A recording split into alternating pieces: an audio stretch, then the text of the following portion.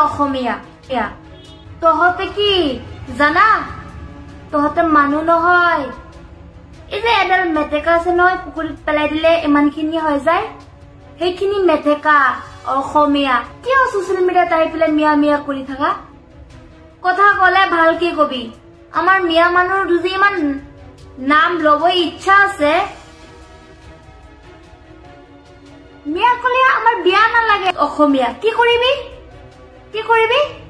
অসমৰ সাম্প্ৰতিক পৰিস্থিতিৰ সময়ত অসমীয়া জাতিৰ বিৰুদ্ধে এগৰাকী মিয়া যুৱতীয়ে তুচ্ছ তাচ্ছিল্য মন্তব্য কৰাক লৈ তীব্ৰ প্ৰতিক্ৰিয়া আটাচুৰ কেন্দ্ৰীয় কাৰ্যকৰী সভাপতি দেৱজিৎ গগৈ এয়া অসমৰ বাবে দুৰ্ভাগ্যজনক এই কাণ্ডক ধিক্কাৰ জনোৱাৰ লগতে প্ৰশাসনক ব্যৱস্থা ল'বলৈ আহ্বান আচলতে এইটো অসমৰ বাবে এটা খুব দুৰ্ভাগ্যজনক কথা তেখেতে নিজকে মিয়া সম্প্ৰদায় বুলি তেখেতে সম্বোধন কৰিছে আৰু যিখিনি ভাষা আচলতে যিখিনি শব্দ তাত প্ৰয়োগ কৰিছে এইটো অসমীয়া জাতিৰ কাৰণে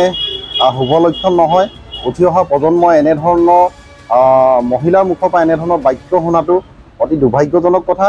গতিকে আমি সদুত আইহোম ছাত্ৰ সন্থাই ধিক্কা জনাইছোঁ আৰু প্ৰশাসনক ইয়াৰ ওপৰত বিহিত ব্যৱস্থা গ্ৰহণ কৰিবৰ বাবে আমি আহ্বান জনাইছোঁ কিয়নো তেখেতে যিহেতু নিজেই ইউটিউবাৰ হিচাপে তেখেতে এই কথাখিনি দাঙি ধৰিছে গতিকে তেখেতে এই কথাখিনি দাঙি ধৰাৰ লগে লগে সমগ্ৰ বিশ্বত এই কথাটো বিয়পি পৰিব আমি ভাবোঁ যে তেখেতে যিখিনি কথা কৈছে এই কথাখিনিত আচলতে শুদ্ধকৈ তেখেতে অসমীয়া ভাষাটো ক'ব পৰা নাই এই কথাটো প্ৰতিফলন হৈছে যে আচলতে তেখেতে নিজে অসমীয়া হয় নহয় তাতো সন্দেহ প্ৰকাশ হৈছে গতিকে এনেধৰণৰ তেখেতে নিজকে মিয়া বুলি কোৱা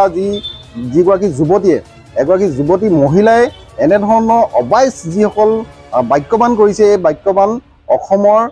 অসমৰ পৰিৱেশ বিনষ্ট কৰিছে উঠি অহা প্ৰজন্মৰ এনেধৰণৰ বাক্য শুনি আচলতে তেখেতলোকে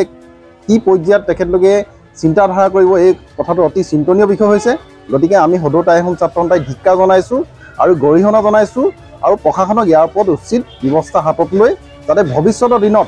কোনো ইউটিউবাৰ বা কোনো যুৱক যুৱতীয়ে জানে এনেধৰণৰ যাতে অশ্লীল বাক্যবান যদি কৰিব নোৱাৰে তাৰ ওপৰত ব্যৱস্থা গ্ৰহণ কৰিবলৈ আমি অনুৰোধ জনাইছোঁ